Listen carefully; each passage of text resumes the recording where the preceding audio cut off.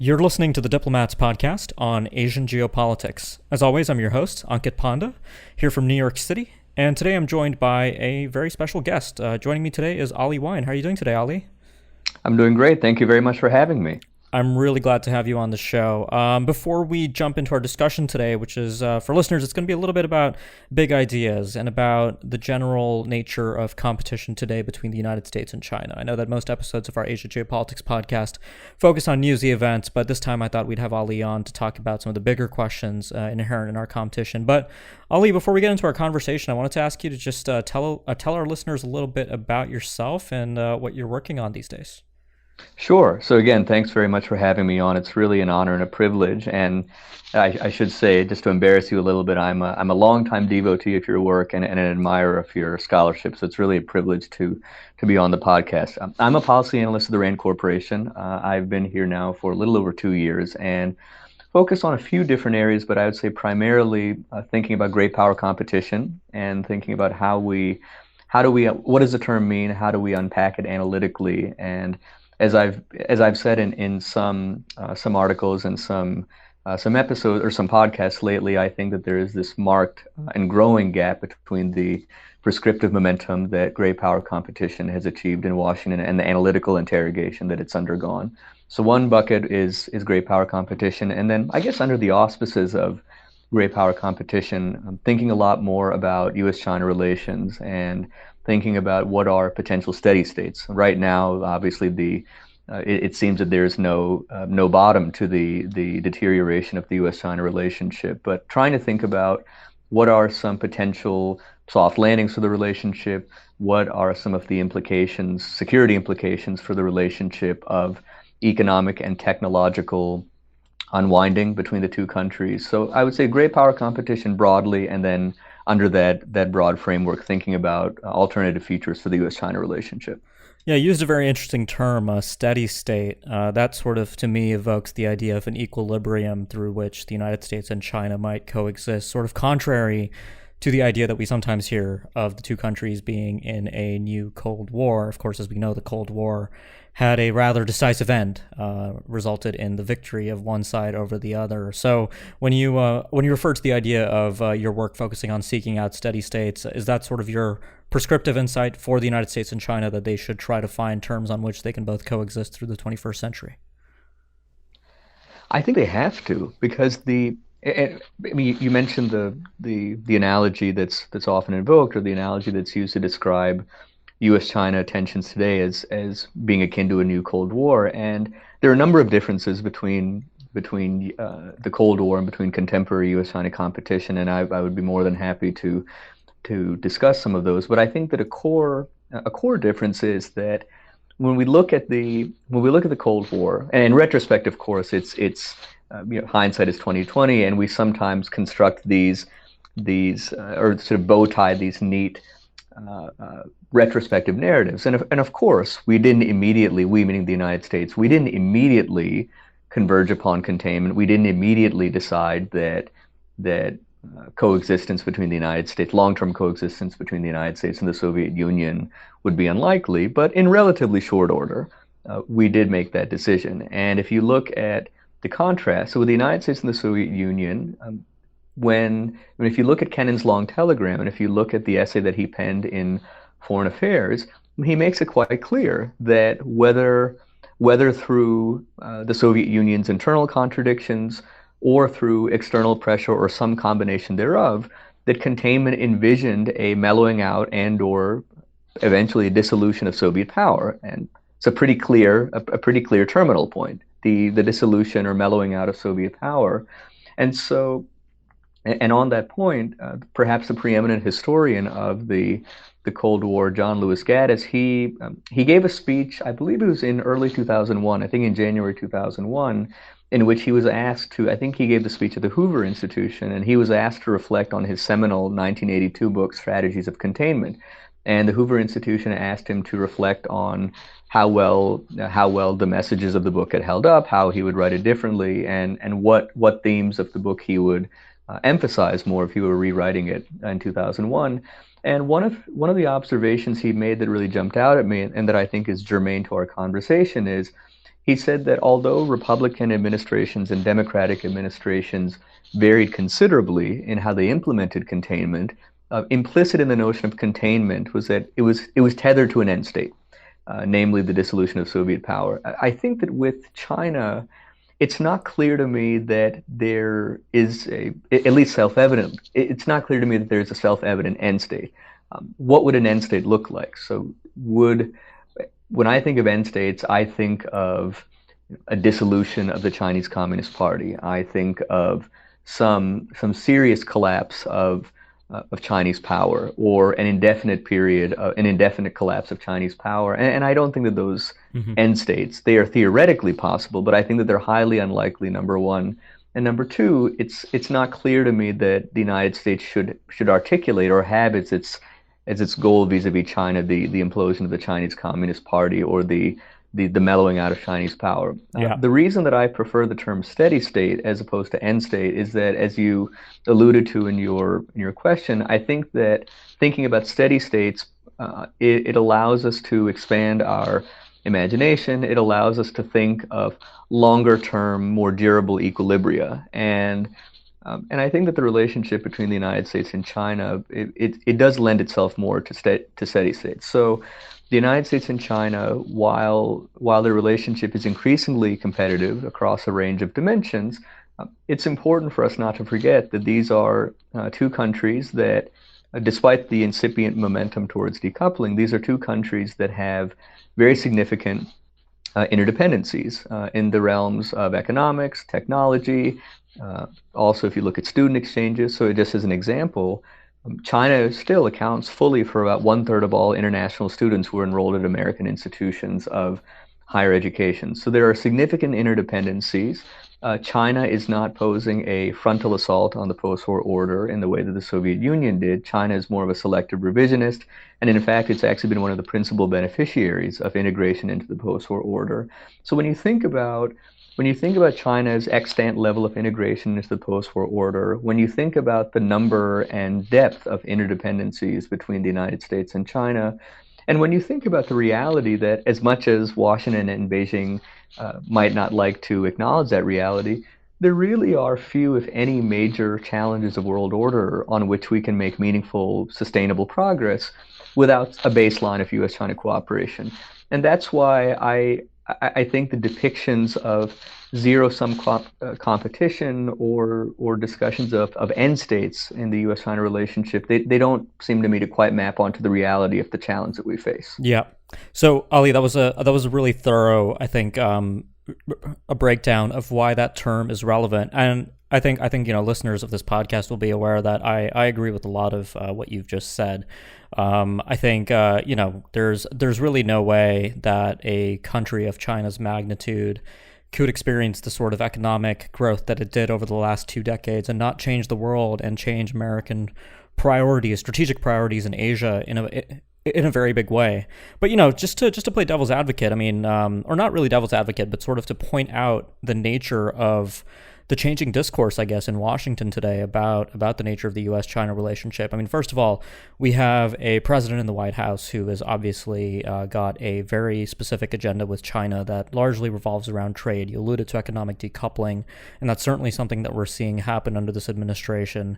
But the other question, this idea of coexistence versus something else, we can talk about what that something else might include. I mean, you referred to a few things such as the collapse of the Communist Party. On the most recent episode of this podcast, we had a discussion about Hong Kong, and we talked a bit about the protests underway there and Chinese fears about so-called color revolutions and efforts by foreign actors to begin, bring about the downfall of the party. And in many ways, I mean, this is 2019 that we're having this conversation, 40 years after the normalization of U.S.-China relations after the Second Communique in 1979.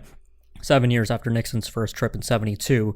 But before that, through the 50s, through the 60s, the American view towards Mao Zedong and China was that the Communist Party was likely an aberration, that this regime did not necessarily have to represent the future of the country. There were very serious discussions at the time about what it meant, about, how long, quote, Red China would actually stick around. And of course, now we know today that the Chinese Communist Party is really here to stay. But, while you and I might agree that the prescription that makes the most sense, or at least presents the least risks, is working towards some kind of coexistence. I think we have to also contend with the more hawkish strains of thought that are now being aired quite openly. I mean, frankly, talking again about, frankly, regime change in China. I mean, bringing about the end of the Communist Party and pointing out that the party is culpable for several very troubling developments in the country, right? We could talk about the fact that more than 1 million Uyghurs are in concentration camps in Xinjiang, in terms that really, I don't think it's an exaggeration to call that a form of cultural genocide. And so I think the debate about China today is getting to a place where these issues are beginning to weigh, and the older, sort of more optimistic assumptions that China's development would lead eventually to political liberalization and opening up, I think have really fallen flat, especially under Xi Jinping. But I wanted to sort of bring the conversation back a bit and talk a bit about an article that you wrote that I read with great interest, that I think we should talk a bit about on this discussion. That was your recent op-ed for the Financial Times. I'll add a link in the show notes for our listeners if they'd like to read it. It is, of course, paywalled, but hopefully people will be able to access it. But you make a very optimistic and sort of positivist push for the United States to focus on what it does well, not to try and out China per se, but to focus on really what made the United States a preeminent power during the 20th century and the 21st. So do you want to just tell us a bit about, what you were thinking in that op-ed and sort of the core arguments that you make in there?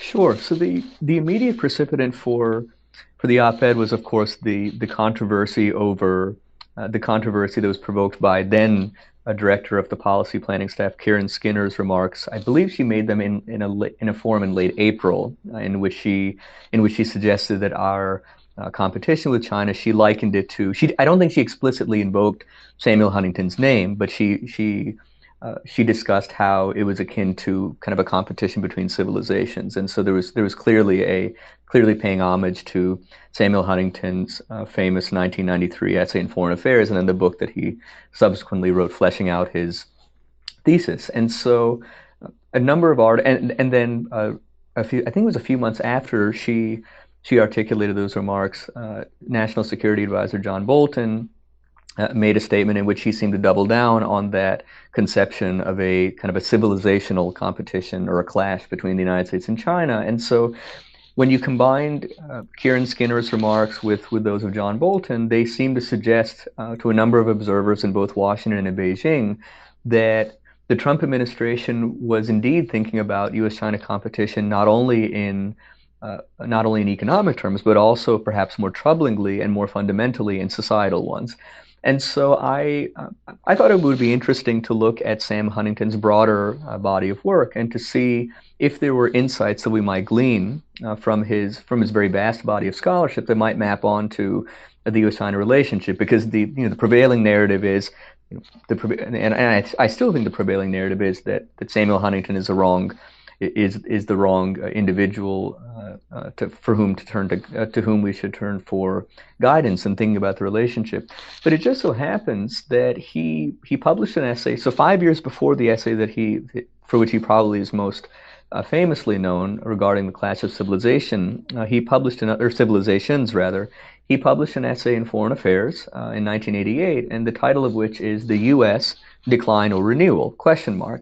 And I read the essay, and I found it to be, as I was reading it, even though he wrote it almost 30 years ago now, so it was in 1988, I found that it, at least from my perspective, that it has insights that are tremendously relevant. And so he wrote a very lengthy essay, but just to summarize it. So in 1988, there were concerns, which Huntington discussed in this piece, that the United States was losing its economic competitiveness, particularly vis-a-vis Japan and the European Union. And so Samuel Huntington, he basically says, here we go again. The United States is once again fearful that it's in decline. And by his count, this was the fifth cycle of declinism that the United States had experienced in the post-war era. And he devotes the bulk of his essay to explaining why, in his judgment, the United States is not in decline. So he looks at America's America's score sheet when it comes to military power, to economic power, to diplomatic power. And so the bulk of his essay is sort of a very methodical deconstruction of America's military, economic, diplomatic power, and he concludes pretty forcefully that in his judgment the United States is not in decline. But for me, the most important part of his essay, and the one that I tried to surface in this piece for the Financial Times, is his conclusion. So Huntington argues that while he believes that the United States is not in decline, he sees no reason not to push back particularly forcefully against declinist anxieties. Because he says that if you look at the history of declinism, and if you look at the history of American reinvention and renewal in the post-war era, his conclusion is, paradoxically, although I should say paradoxically, but on further reflection, it's actually not too surprising. He says that the group that has played the single most instrumental role in averting decline is the declinists, because the declinists, they preemptively sound the alarm and they mobilize the American public and they galvanize the policymaking apparatus to take steps to shore up America's economy at home and to renew its alliances abroad. And that is to say, they strengthen. So basically, the declinists, even though their anxieties might be analytically misguided, they basically end up compelling the United States to become more competitive. And so Huntington's basic sort of conclusion was, look, I don't think we're in decline. I believe that this fifth wave of declinist anxiety, like its four predecessors, is analytically misguided. But to the extent that we harness this wave of anxiety as we have in the past, I see no reason to push back. And so he basically was saying that anxiety, if harnessed properly, could have a very beneficial effect on America's economic competitiveness at home and also its standing abroad. And so I think that is exactly the way that we need to think about managing the China challenge or managing China's resurgence. And that is to say, I don't think that we can afford to succumb to complacence, because obviously China is a serious competitor. It is perhaps, I think, arguably an unprecedented competitor, particularly if you look at its economic and technological capability. So we can't afford to be complacent, and we've seen in recent years that China has managed to defy one of the core, I don't know if I would say orthodoxies of post-Cold War triumphalism, but certainly one of the core hopes, namely that as we brought China in from the cold, and as China became more beholden to forces of globalization, that it would, if not become a Western-style democracy, that it would at least take some incremental steps towards liberalization. We've seen in recent years, particularly under Xi Jinping, that China has defied that hope. So we can't be complacent. On the other hand, we shouldn't succumb to fatalism, which is the equally unproductive and unhelpful extreme.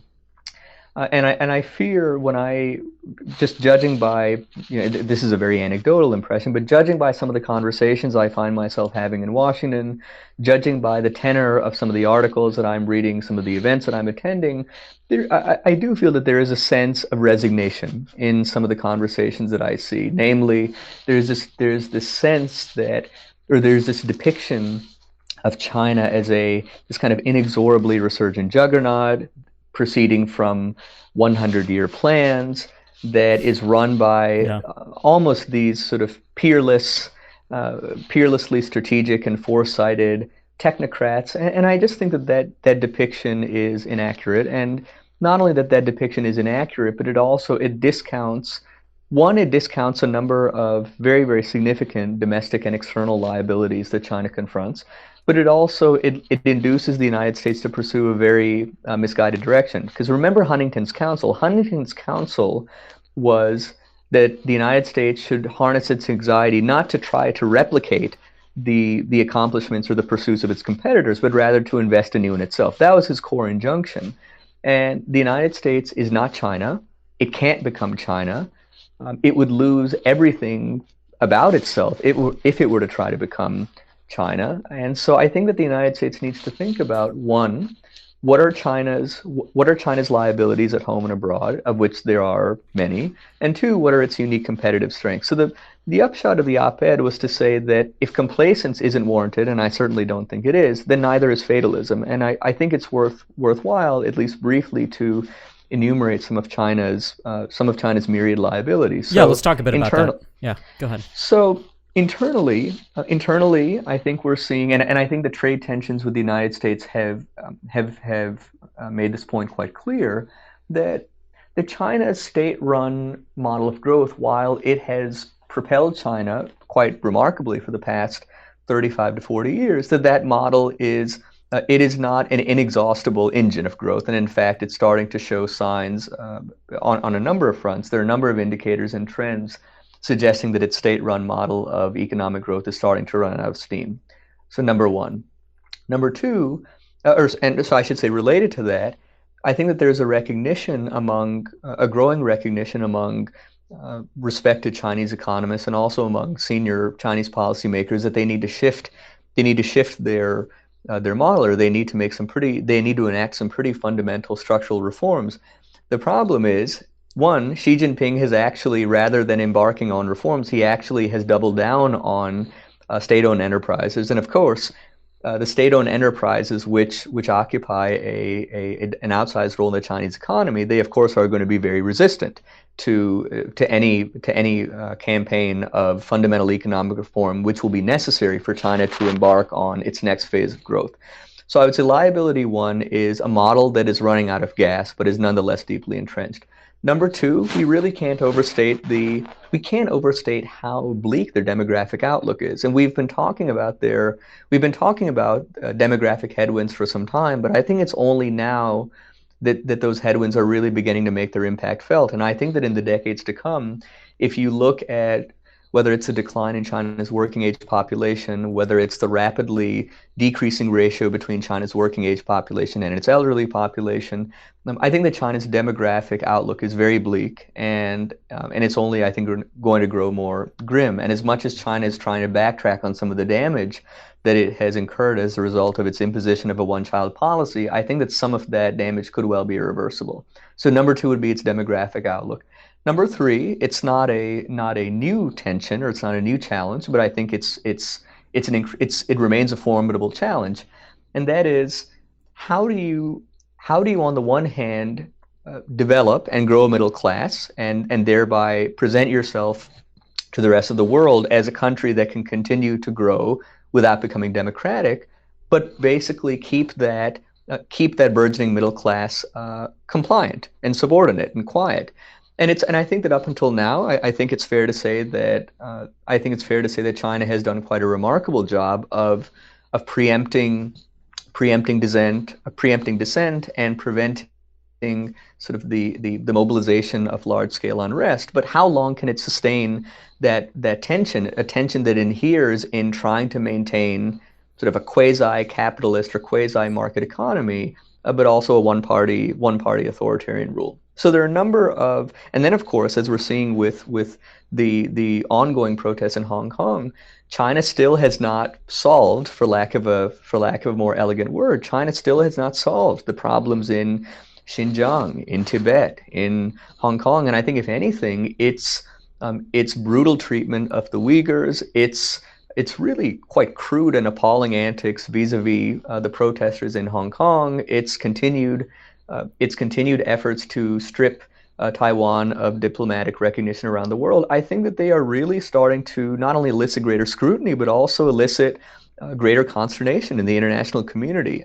And I think that there are more and more observers who are wondering if China's behavior towards Xinjiang, or behavior in Xinjiang, vis-a-vis Taiwan, vis-a-vis Hong Kong, if those might be a portent of how it might behave internationally if it were to gain greater power. So that's on the domestic side. What about liabilities on the external side? I think the first one obviously is geography. So China is bordered by 14 countries, and I think only Russia is surrounded by that many countries. So China is bordered by 14 countries, some of which are politically very unstable and volatile, such as North Korea and Pakistan.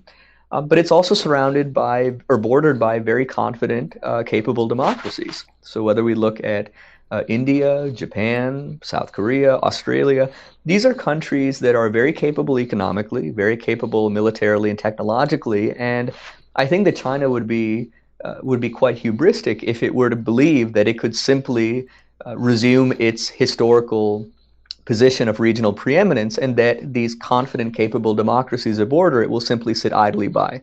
So one external liability is I think from a strategic perspective, a very unfavorable geography.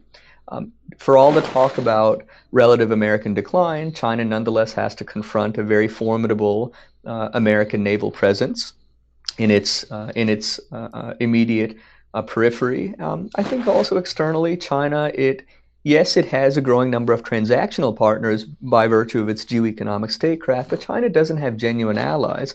And there are a number of international relations scholars, still in the minority, but I think nonetheless persuasive and respected voices such as Yan Shuitong, who argue that until and unless China is able to establish a network of alliances comparable to that which the United States presently maintains, there will be an intrinsic limit to how much it can narrow the gap in comprehensive national power with the United States. So, I mean, we could go on in this vein, but the point is that while we should certainly be impressed by China's multifaceted resurgence over the past 4 decades, and particularly since China's accession to the World Trade Organization, the resurgence, the likes of which I think it's probably without historical precedent. We shouldn't discount the numerous liabilities it has at home and abroad. And so what I'm trying to argue in the FT piece is that, basically channeling Samuel Huntington's 1988 Foreign Affairs essay, is that we need to basically formulate an objective scorecard. China has significant strengths, and I think that the United States, perhaps in its post-Cold War triumphalism, underestimated the resilience of the Chinese Communist Party, underestimated China's ability to defy certain orthodoxies about development. But China has serious liabilities, some of which are growing in severity. Yeah. And the United States also, it has very significant, unique comparative advantages, whether it's its geography, its network of alliances, its ecosystem of innovation, its system of higher education, and I'm quite confident, based on America's record of dealing. And I should say one last point: America also, it embodies an idea in the way that China doesn't. Lee Kuan Yew, before he passed away, he was asked, do you think that China will eclipse the United States as the world's preeminent power? And Lee Kuan Yew was unambiguous in arguing that China had that ambition. But when asked if they would actually be able to succeed in fulfilling that ambition, he said there's a key difference between China and the United States. China can draw on the talents of 1.3 billion people. America can draw on the talents of the world's entire population. And one of the reasons it can do so is because it stands for a far more inclusive and pluralistic idea. If you were born outside of China, no matter how fluently you speak Mandarin, no matter how much field work you have in China, no matter how many contacts you have in China, you will always be considered an other. If you're born outside of the United States, so if you take my parents, for example, who are immigrants to the United States, they left Pakistan when they were in their 20s, you're not othered in America. You come to America and you can not only shape the American story, but you can become an authentically American part of the American story. That's a big difference. So that's a very, very long-winded answer to your question, but I think we need to strike. It's a long way of saying that we in the United States, as we think about managing the resurgence of a very serious competitor, but also necessary collaborator in certain ways, I think that we need to strike a difficult but necessary middle ground between complacence and fatalism. All right. Well, Ali, unfortunately, we've run out of time. I know that there's a lot of everything that you just said. I think we could interrogate over several additional podcasts. Yeah. I think you're absolutely right, though, that the tendency to sort of inflate the challenge posed by China is rather apparent in Washington today, and it's probably worth having a more detailed sort of conversation about the liabilities, the great liabilities that I think very much manifest in the ways that China does conduct itself internationally and domestically, as you noted. We don't have to look to Hong Kong. We can also look at how China behaves in navigating certain territorial disputes along its periphery, which you also alluded to. But I hope we can have you back on the show to talk about some of the other themes that we raised. But it would be an honor. Yeah, absolutely. And look, in the meantime, I just really want to thank you for coming on today. Thank you so much for having me. It really was an honor and a privilege, and hope to be back. Absolutely, Ali. Well, we'll hope to have you back on soon. Thanks for joining me.